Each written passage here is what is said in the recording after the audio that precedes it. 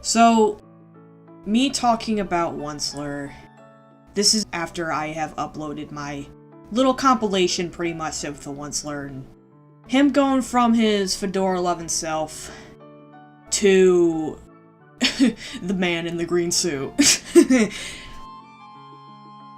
Yeah, so it's been 9 years since I've had a crush on this dude, and it's been 10 years since the movie was released. Yes, I watched this movie pretty much a year after it was released, because, you know, back in the day when I was 13 or 14, I can't remember, I remember watching the Lorax for, like, the very first time, and as soon as I saw Onceler, I knew something was, like, special about him. Well, it did get me into, like, some kind of random fedora phase. I actually wanted to buy a fedora. I ended up liking marshmallows because of him. I also got a thing for giants, too. All thanks to that song we all know and love. Yeah, y'all know that part, the, like, coming straight out of Attack on Titan. There was one time I actually did want to cosplay Onceler, and that was like my first exposure to cosplaying or even figuring out what cosplaying was. But my first real cosplay was Deadpool, of course, which is my Deadpool hoodie. I still have it to this day and it still fits. Believe it or not, it's crazy. So, what dragged me away from this fanbase? I think you all know. Not the fangirls, really, but what the fangirls were doing. Like, you know, the whole Onceler, ex-Onceler thing, and I still can't believe that there's, like, so many different varieties of a Onceler. You know, there's Onceler, there's Greedler, which is, you know, the one that everybody ships with regular Onceler. And then there's, like, all these different versions of the Onceler that I haven't seen before.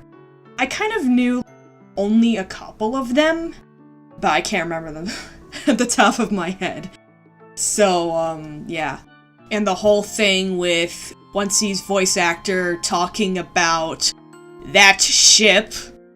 Yes, the one I already mentioned. Now that I'm thinking about it, maybe that's the reason why I left the fandom.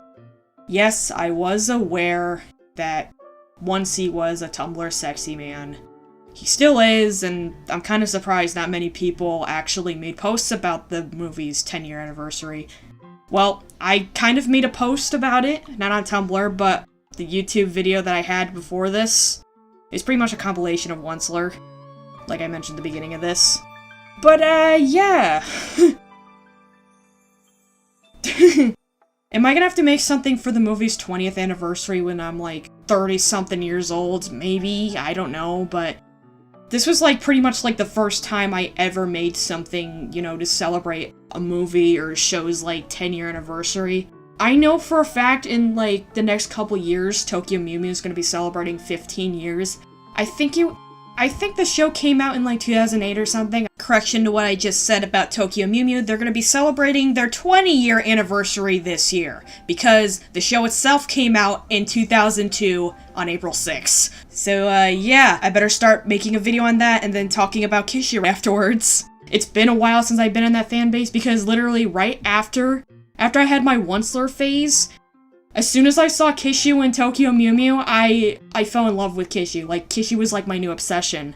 I didn't really leave the Onceler fanbase, but at the same time I did. I know, it was just like, I was obsessed with Onceler for like a few years, and then middle school came along, and then that's how I got into Tokyo Mew Mew, and yeah, it's just really crazy. I still can't believe that this movie is like 10 years old now, and this was part of my childhood, I can say. And, yeah.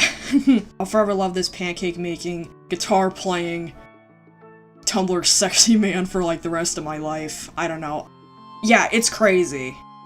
He's the reason why I got so many fictional crushes. It's all thanks to him. This is, like, a huge part of my life now, and I have to deal with it. If it wasn't for Oncie, I would have never gotten a crush on Kishu, or Tamaki, or L, or Discord. Yes, I had a crush on Discord back in the day, back when MLP Gen 4 was first starting out. Really, any of my fictional crushes, I wouldn't have gotten crushes on, and it's all thanks to Onceler here. It's just, oh, it is so crazy. It's so crazy. Well, here's too many more years of the Lorax. And, yeah, maybe I'll make something for the 20th anniversary, like I said. I don't know when that's gonna be. But oh my gosh. Alright. That's the end of this. You could call this kind of like a podcast or something. I don't know. Have a great day or night, everybody. See you guys in the next video. Oh, and happy 10-year anniversary, Lorax. And one slur. Mainly one slur.